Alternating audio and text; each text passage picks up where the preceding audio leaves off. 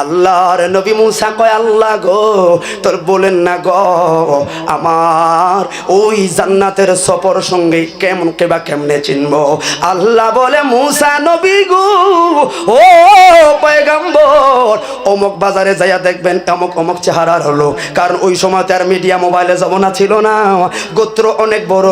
এই যে মুসা নবী আসবে আর এই লোক তো আর চিনতো না, জানে আল্লাহর পয়গম্বর একজন আছে কিন্তু দেখা সাক্ষাৎ নাই, কারণ ওই সময় তার মিডিয়ার জমানা নাই। হা গো একেবারে ছোট কইরা কথাটা বলি, আর মুসা নবীর উদ্দেশ্য হইলেই তার এমন কি গুণ আছে যে একজন নবী থাকবেন আমার সঙ্গে এই ছেলে থাকবে, এটা জানার মনে চায়। ওরে মুসাফির সাইজা একজন হুজুর সাইজা রে, ওই ছেলেটি খানা বরাবর যায়া ফুইসা লাইছে, আড়াল থেকে লক্ষ্য করলো এই ছেলের দিনের কর্মসূচি কি রে, কোন কাজগুলো এই ছেলে করে। হাই রে ওই আড়াল থেকে নজর করলো আর দেখলো কত মানুষ তো বাজারে আসে যায় এটা খেলাই, দেখলো এই ছেলে ফজর নামাজের পর একটা গরু আনলো, জবাই করলো, ওরে জবাই করিয়া খালাইয়া গো এবার গোস্ত যখন বন্টন করতে দোকানে উঠাইবে, দেখলেন কলিজা যেটা দামি কলিজা, ওই কলিজা থেকে আধা কেজি পরিমাণ গোস্ত সরাইলো, দামি সিনার গোস্ত থেকে আধা কেজি সরাইলো, মোট 1 কেজি পরিমাণ কিছু পরিমাণ গোস্ত সরাইয়া আলাদা একটা ব্যাগের মধ্যে রাখলো, আর বাকি গোস্তগুলো সব উঠাইলো দোকানে বিক্রি শুরু করলো।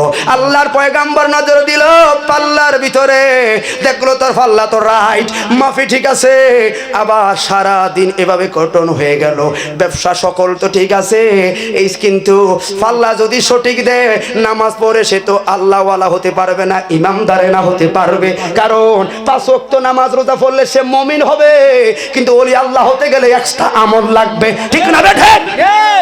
দৈনিক 5 ওয়াক্ত নামাজ পড়লে ওলি আল্লাহ হয় না, এটা হয় মুমিন বান্দা, এটা নির্দিষ্ট সিলেবাস করাই লাগবে। এই বাড়তি তাহাজ্জুদ জিকির আজকার তাসবিহ তাহলিল করতে হয় খানদরা দরবারের মুর্শিদ, ঠিক না বেঠে? হাই রে ও বন্ধু এবার সন্ধ্যা গনাইয়া যায় গো, আল্লাহর পয়গম্বর মুসা নবী বলল এরা সারাদিনের কর্ম দেখলাম, এবার রাতে এই ছেলেটা কি করে আমার দেখা লাগবো। যায়া কয় যুবক আমি হলাম মুসাফির রে, বাড়ি আমার দূরে রে, মাঝখানে বয় বাটাই আছে, ও যুবক রে আমার একটু মেহেরবানি, আমি এই মুহূর্তে যারা চলে যাইবা আমার মনে হয় তোমার লোকে ঝগড়া করে মাহফিলও আইছে, কারণ মা বাবার প্রতি মায়া থাকলে লোকগুলো উঠতে পারে না রে, কথা বলো ঠিক না বেঠে? তোমার 10 মিনিট মাহফিলে হইতে ভালো লাগে না, ঘন্টার পর ঘন্টা মাহফিলে যায় তুমি রাস্তাঘাটে কাটাইছো, আল্লাহ মনে রাখবি রে, মনে রাখবি বানেশ্বরে এই মুহূর্তে জান্নাতের কত বাগান খুঁজে পাইতি না, নবী কয় কসম রে এটাই হলো জান্নাতের বাগান, ঠিক না বেঠে? তো জান্নাতের বাগানে বইতে যার মন চায় না, দোকান ফাটে ঘুরতে চায়, মনে করলাম তার বিবেকে বুঝার আরো অনেক কিছু আছে, কথা বলে ঠিক নিও। হে ভাই আমি তাড়াহুড়ার মধ্যে কথাটা বলি, আল্লাহর পয়গম্বর হে যুবক যাওয়ার কোনো সুযোগ না ভাই, একটা রাত্রকে আমি মুসাফির মানুষ তোমার বাড়িতে থাকার সুযোগ পাই আমনি। ওই যুবকে বলে আলহামদুলিল্লাহ, তাহলে মেহমানদেরকে আমি আমার ঘরে আপ্যায়ন করব, আপনি একজন হুজুর মানুষ জবরদস্ত আলেম মনে হয়, তাহলে এটা তো আমার আরো নসিবের ব্যাপার। দেখবেন সাধারণ মা বোনরা আছে গো, যখন হুজুরদের ইমাম মুয়াজ্জিনের খাবার আসে কিছু মা বোনরা বড় খুশি হয়, কিছু গরিব মানুষরা আরো বেশি খুশি হয়, কারণ আলেমের খাবার খাওয়াইয়াম। মা বোনরা কইতো বাবার কাছে কই গো আজকে এতদিন তো মাছ আনে না, মাছ আইন পারলে একটা মুরগি কই কিনলে হুজুরের খাবার। দেখবেন মা বোনদেরা বেশি আলেমের খাবারের প্রতি যত্নশীল। এ মা এ বন্ধু রে আর কি বলতাম, ওই যুবকে বলে হুজুর তোলে আমার বড় নসিবের ব্যাপার, তবে দয়া করে আমাকে আর একটু সুযোগ দিবেন রে, আমি দোকানটা গুছাইয়া লই, তারপরে একসঙ্গে আপনারা নিয়ে যাব। কয় ঠিক আছে তুমি গোছাও।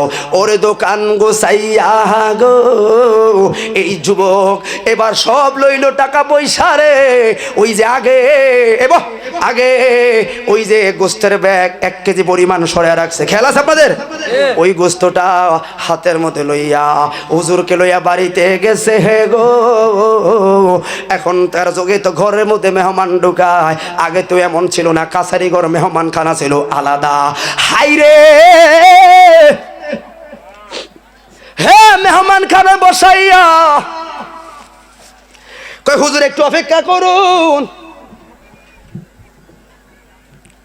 আপনারা যখন তাফসীর ইবনে আব্বাস কোলে পাবেন রব্বির হামহুমা কামা রাব্বায়ানি সাগীরার ব্যাখ্যা, এই কথাগুলো আপনারা খুঁজে পাবেন।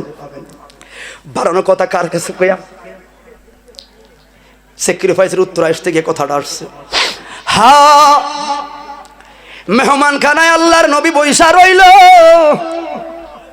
আপনি অপেক্ষা করুন, আমি ভিতর থেকে একটু আসতেছি। এই অপেক্ষা করতে করতে সময় গেল প্রায় 1 ঘন্টা, ছেলে তো খবর নাই। আল্লাহু আকবার কইতেন না? আল্লাহু আকবার।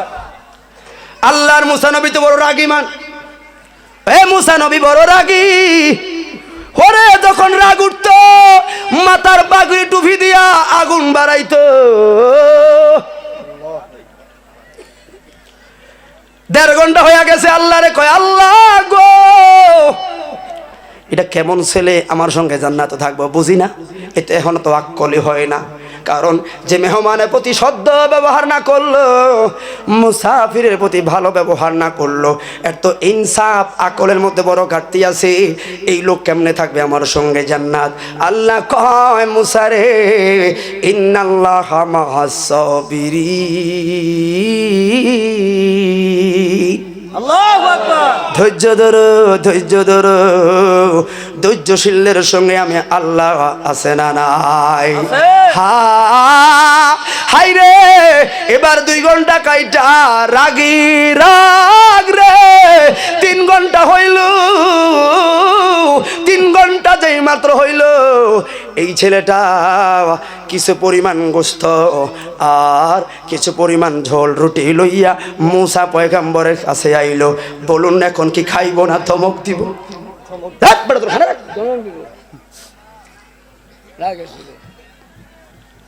মা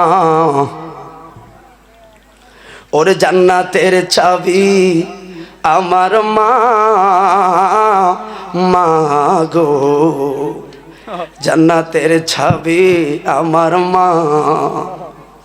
আর মাজার বেচে নাই তার মতন দুঃখী নাই, খালা জেডি তো আর মায়ের মতো না আমা গো জান্নাতের ছাবি আমার মা। নবী কেমনে শিখা যায় রে?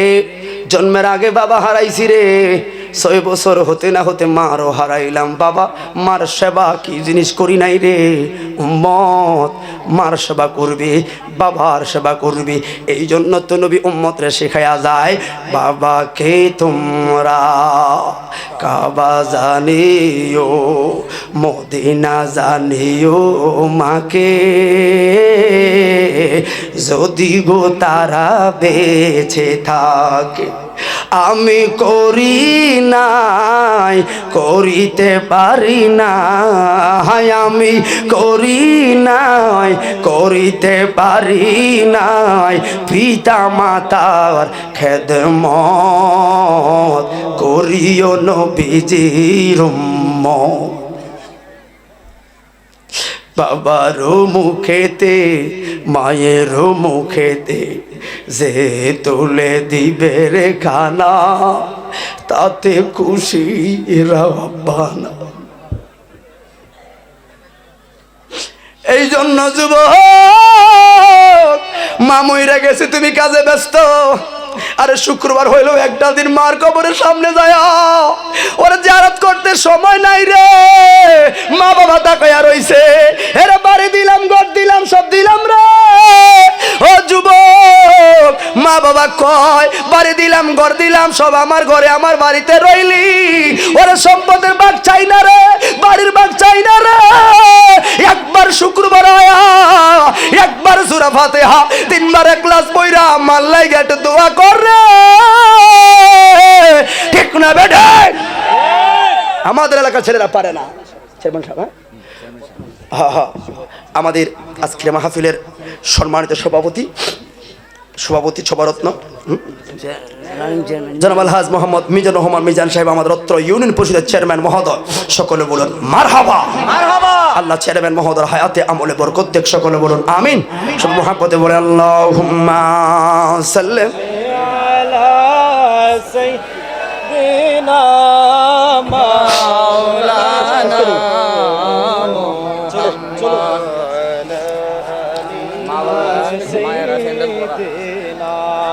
সময় তো নাই সবাইটা বসে ভাইয়ারা আমার তাড়াহুড়োর মতো কথা বলা যায় হে ভাই গো ভাই কই যান আপনি যাই না খেলা আছে আপনাদের কথাটা খেয়াল করেন 3 ঘন্টা পর একটু সময় আমি কেটে দিই ফিনিশিং দিচ্ছে বসুন আপনারা আসেন না সব আই না আর আই না দাঁড়ে জালা জোরা হয় না জালা জোরায় না রে হেঁটে করে আইন না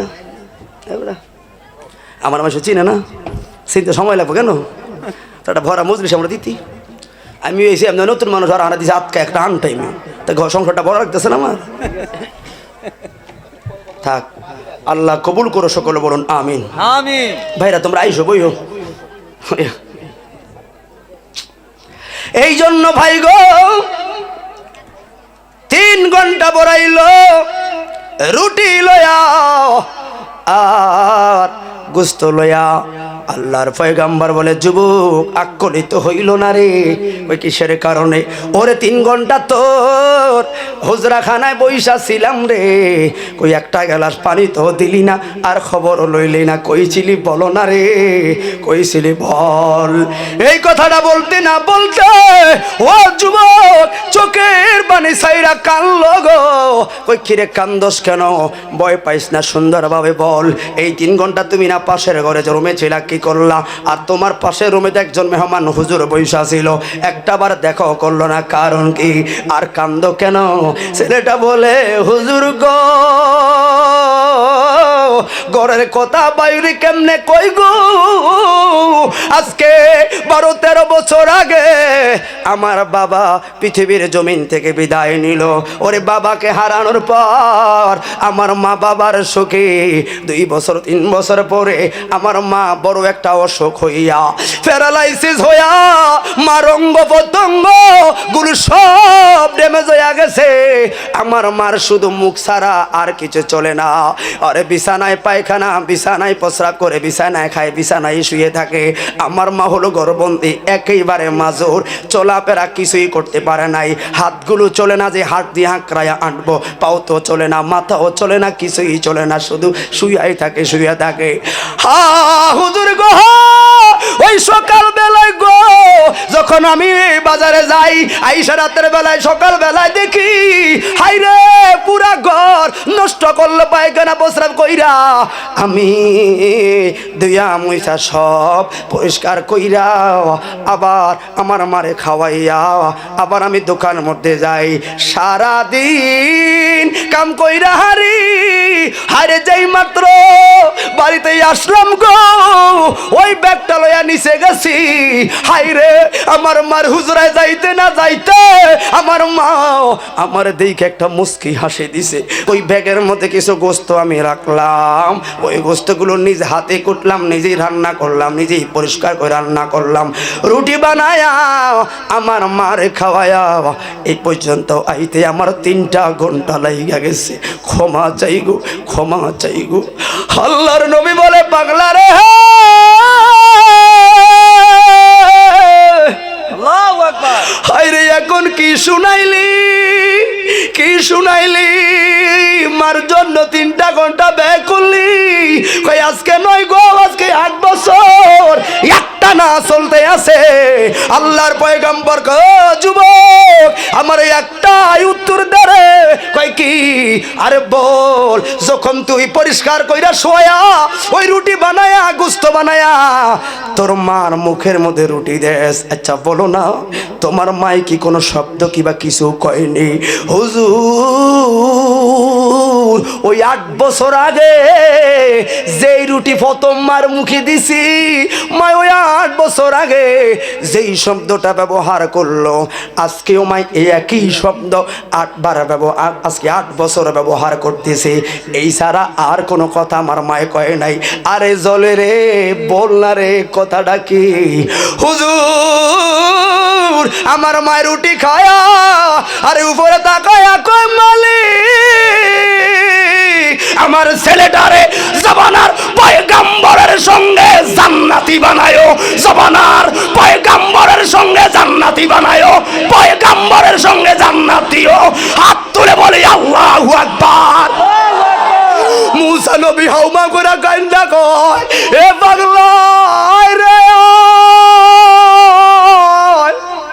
আল্লাহু আকবার, এরে আমি আর কেউ নাই রে, আমি আল্লাহর পয়গম্বর মুসা রে। ও পাগলা, ওই যে 8 বছর আগে তোর মা রুটি খাওয়াইলি তোর লাইগা দোয়া করলো, আল্লাহ দোয়া কবুল কইরা লাইছে রে। জমানাতে আমার ভাই হারুন নবী, আরে হারুন আমার সঙ্গে জায়গা নাই রে, তুই কসাই আমার সঙ্গে জান্নাতের সাথী রে।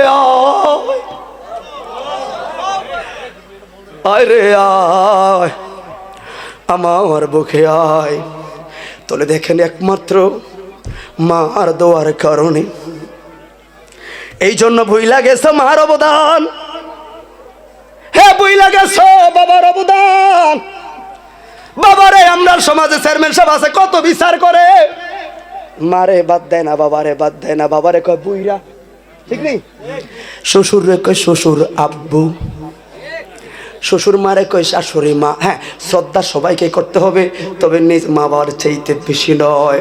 আরে বাবাকে রে মনে রেখো, মাধবপুর বাজারে বানেশ্বর বাজারে রাতে 2টা-3টা বাজে আমরা প্রোগ্রাম যারা করি, হুজুর কাবলা আছেন যারা রাতের পর রাত সফর করি, ওরে আমার চাঁদপুর হাজীগঞ্জের বাজারে ব্রিজের কাছে একটা বড় জায়গায় আছে, আমি 2টা-3টা-4টা বাজে 1টা বাজেও বাড়িতে বাসায় যাই।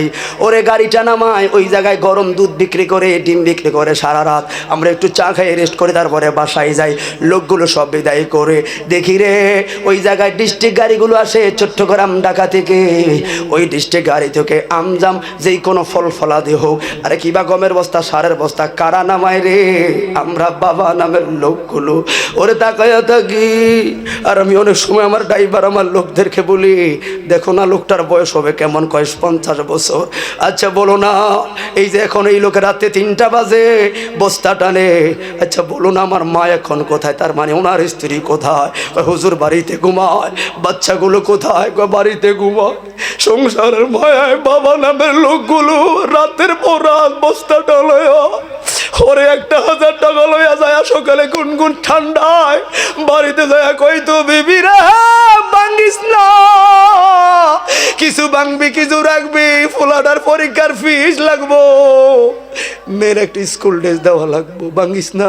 মায়া রে এত মায়া কইরা সন্তান বড় করছে, আর ওই সন্তানগুলোরে বাবা মারে দেখে না, ভাত দেয় না।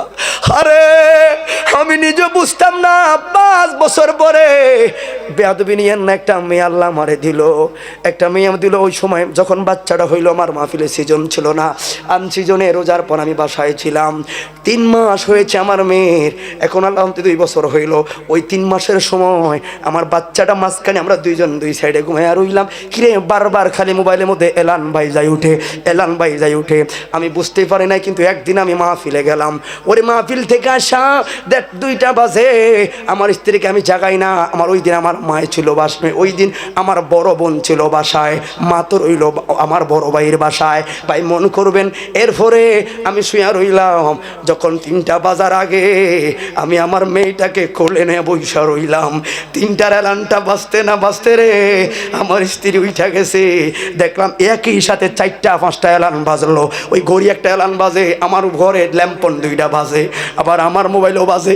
কিরে বুঝলাম না রে অ্যালার্মগুলা বাজার কারণ কি? আমার মেয়ে স্ত্রী উঠা দেখলো আমার মেয়ে আমার কোলে। কেউ কখন আইছেন কেমন আইছেন দরজা কে করলো, আমার কেন জাগাইলেন না? আমি তুমি আর জাগাই না, কারণ আজ তুমি শোকলান্ত। হাই রে বললাম বিবি রে কথা ঘুরাইস না, একটা কথা বলবি নি। কই কিসের কথা? এই যে এত ঘন্টার পর 2 ঘন্টা পর পর অ্যালার্মগুলো বাজে কারণ কি?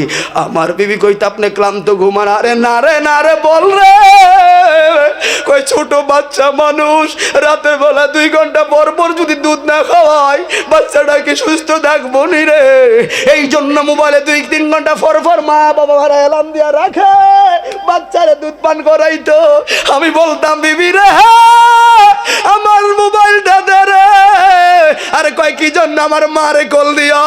কয় মাই তো ঘুমায়। আরে ঘুমাক রে মার মোবাইলে আমার কল ফাটানো লাগবো। কয় কারণ কি? হে বিবি আজকের আধুনিক জমানা, তোরা অ্যালার্ম দিয়া বাচ্চারে দুধ খাওয়াইলি রে, ঠান্ডা লাগলে কম্বল হিটার ব্যবস্থা করলি।